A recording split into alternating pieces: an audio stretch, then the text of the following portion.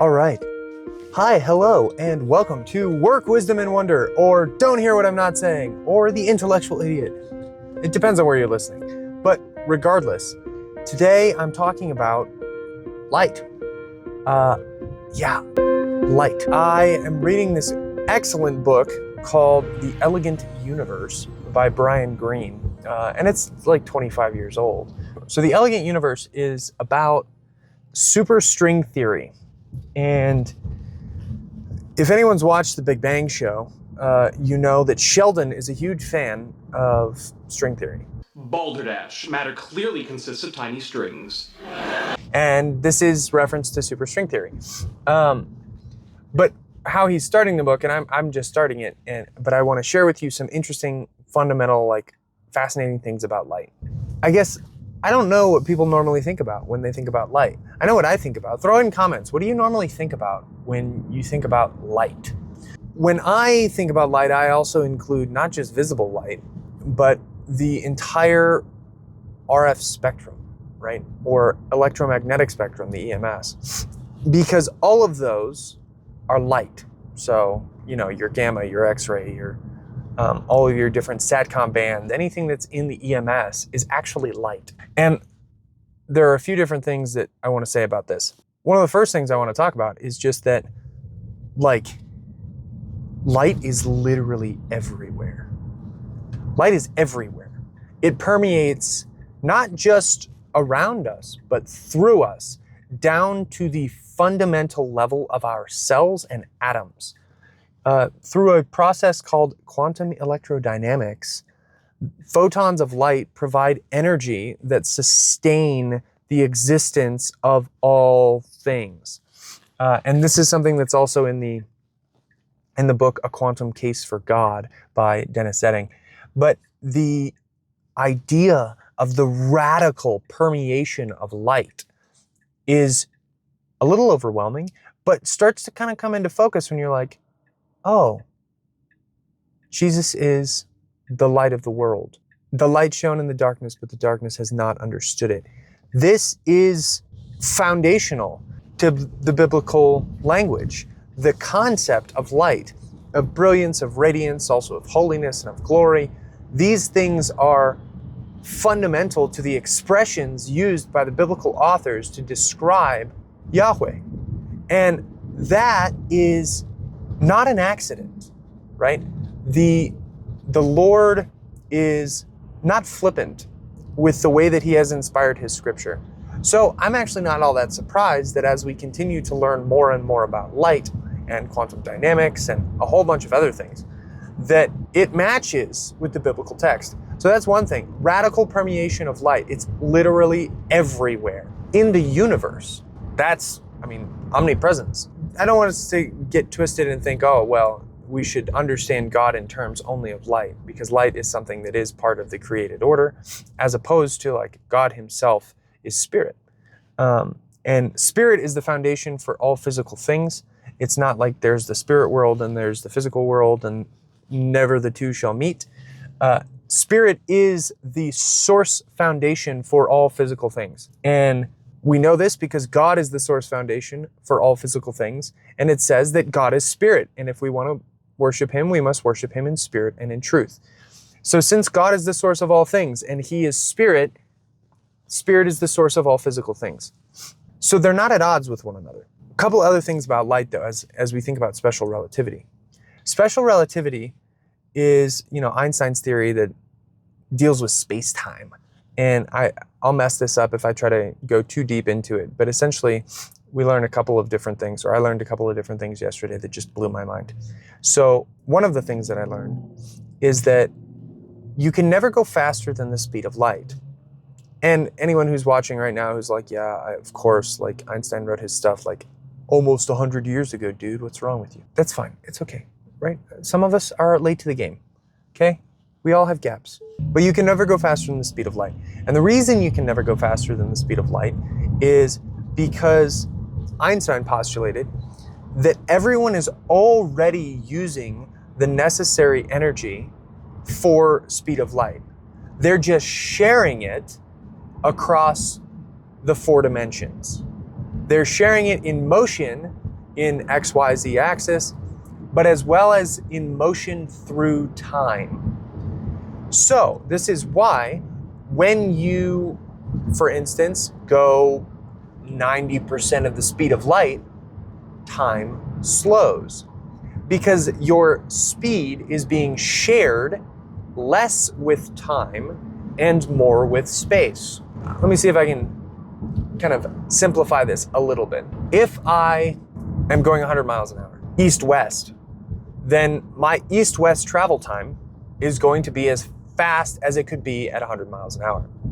But if I can't it, right? If I'm going somewhat north-south and somewhat east-west, then now, even if I'm going 100 miles an hour, I won't cover the same distance in east-west, or it will take me more time to cover the same distance in east-west, because I'm sharing my speed between two dimensions, the east-west and the north-south.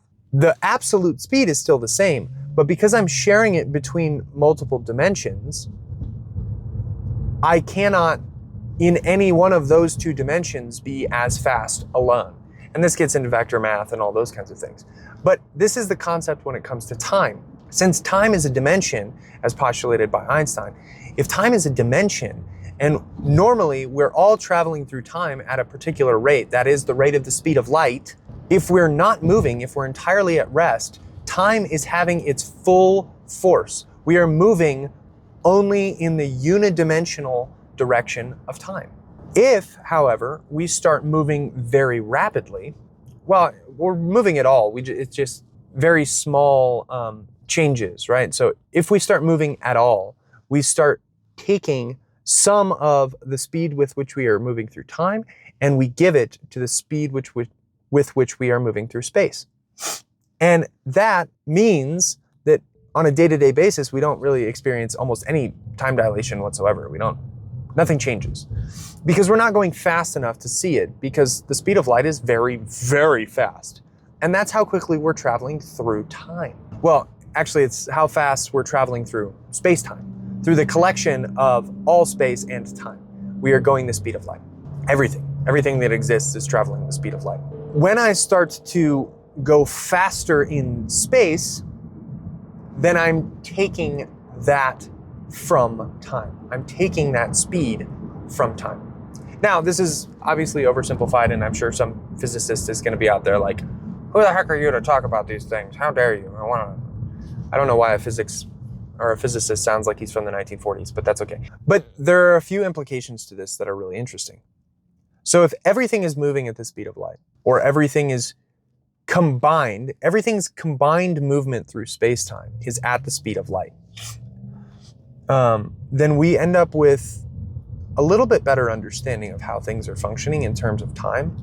And we get to realize something very interesting about light. At the speed of light, if you think about this, if I am traveling at the speed of light, that means I have taken all of my motion through space-time and I have taken it into space and out of time. In other words, there is nothing left that is moving in the direction or the dimension of time. So at the speed of light, there is no time. Time is a non-factor at the speed of light. Yeah. Oh, and Jesus is light. Oh, wait a second. Like, God is light. God is spirit. At that speed, and speed is probably honestly even more disconcerting than we realize. But at that speed, at that velocity, there is no time. Time has no power over that which is at the speed of light. So, but since we are sharing our combined motion between space and time, and that combined equals the speed of light, that's where we end up with this idea that you could never go faster than the speed of light. But God is eternal, and light doesn't experience time. That's really weird. Again, I don't want to make us think that, somehow we collapse God into some sort of physical phenomenon. Of course, we can't do that. But the fact that he made light and that it does reflect, pun intended, these attributes of his nature. Like light is eternal. And it's always moving at the speed of light. It never stops moving at the speed of light. Because of that, we get to look at the created order and see attributes of God. And we see more and more that Scripture matches with the realities. Not that we submit Scripture to scientific inquiry, but any good and true scientific inquiry will ultimately match with Scripture, because it will match with the reality that God has made, and what God reveals doesn't contradict itself. So the last thing I want to talk about is the E equals MC squared. And I'm going to mess this up because, again, I'm not a physicist. So I'm just I have a master's in literature, and I'm going to go do my master's or PhD in theology. I'm still choosing between schools. More on that in a future video. But before I go into the last thing that I'm going to talk about, go ahead and smash the like button. Smash it until, okay, don't break your computer. But, maybe just, don't double click, because if you double click, then it'll go away. So just once. And then maybe subscribe. There's a bell, ring it. You'll know when something else comes up. All right, last thing. E equals MC squared, right? Energy equals energy equals mass times the speed of light squared. So because energy equals mass times the speed of light squared, there is a relationship between energy and mass. And energy is the total energy of a system, and it's dependent on mass to a certain degree. And we saw that it doesn't take a lot of mass to create a lot of energy, right? I mean, less than 1% of 2 pounds of enriched uranium, I think it was uranium, for the atomic bomb. We know what the atomic bomb did. That was less than 1% of 2 pounds. Like very, very small fraction, very small mass, lots of energy.